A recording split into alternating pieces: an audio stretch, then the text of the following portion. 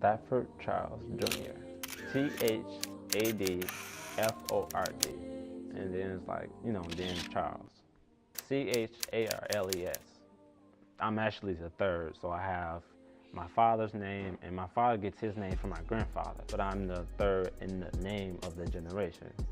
So I have four brothers and two sisters. My mother has four kids, and my dad has three kids. So it's kind of like separate, I don't have no full siblings, I only have half siblings. Out of my mother's kids and my dad's, I am the youngest.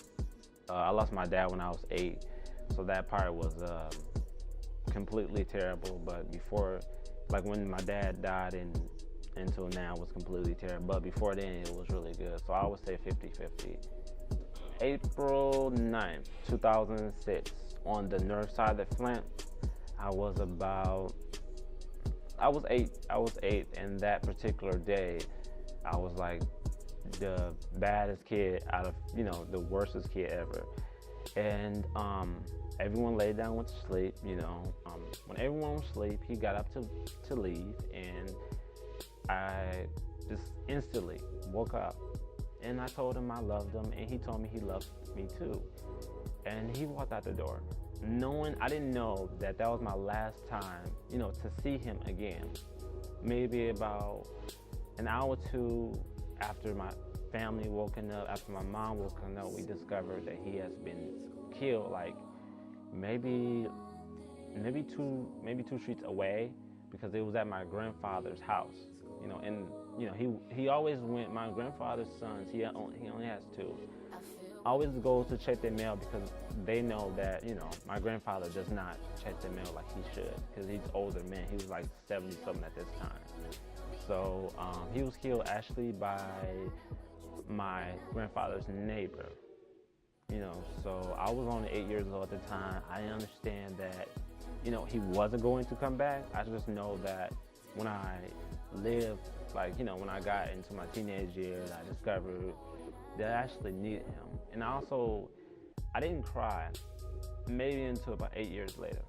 It was like a feeling of numbness for so long, that I never really thought about it. Like at the funeral, I had met a lot of people that I haven't met. I was only 8, and I was just younger, shy. His other two kids was like in their 20s. I never met them. They came from a different city in Michigan, and I ended up meeting his older sister, and I met a lot of people. And even at the funeral, I was not crying. I was sitting in between my mom and my aunt, and everybody was wondering, why is this kid not crying?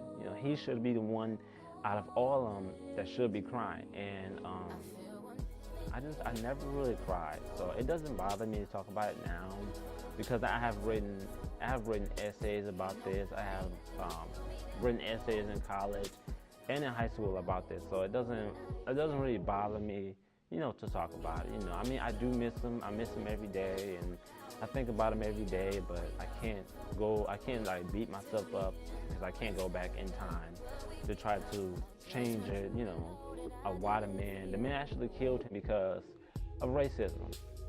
He didn't like my dad because my dad was African American and the man was Caucasian, so he did not like him. So after he killed my father, he called his best friend and actually told him he just killed African American.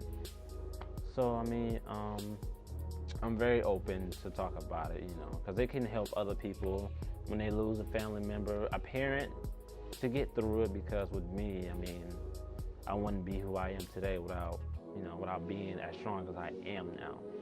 I'm more focused now than I was in high school, because in high school I really wasn't as focused as I should have been. But in college, I'm very focused than I was in high school. My high school experience was, I can say, well, for half of it, I was kind of like bullied. So because I was a very small person, so for the first 2 years, it was really, really bad. I started to hit basically puberty, and a lot of stuff that I was going through for my first 2 years, it like changed. My mindset actually changed. So, but my last 2 years, it got like a lot better. I attended the Art Institute of Michigan, which is in Novi, Michigan. It was good. The only thing I didn't like about it was so far, and I lived in the north side of Flint, so I had to drive like maybe in almost an hour and 30 minutes, like 7 days out the week, maybe 5. I would say 5. I love photography. I think photography is a way of life, basically. You know, photography is my passion because it lightens up my mood, and it just makes me feel better. Like, that's just something that I want to, you know, wake up every day and actually be happy, you know, happy about my career. I love taking nature pictures. Nature is really, really peaceful. Like, it's like the trees and everything and the sky and stuff. And then, you know, I like to go like just by myself, so it's like pure quiet, and then I have, you know, I can focus and stuff like that and get the shots I actually need to get. I see myself in 5 years as just completely stable. I don't expect to, you know, have a lot of stuff or be rich. I just stable with my own car, own place, you know, just basically stable, have everything I need.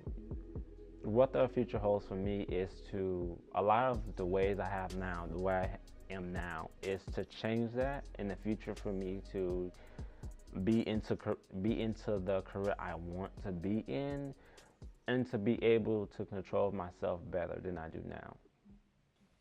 I want other people to know about me. At the end of the day, I have a heart of gold. You know, I would do anything for people. I don't like to see people down. I don't like to see people sad. So at the end of the day, I want people to know about me, that I am a very good person, you know, and God bless me with a very, very good heart. So. And when he tells you ain't nothing, don't believe him. And if you can't learn to love you, you should leave him. Cause sister, you don't need. And I ain't trying to gas you up, I just call him how I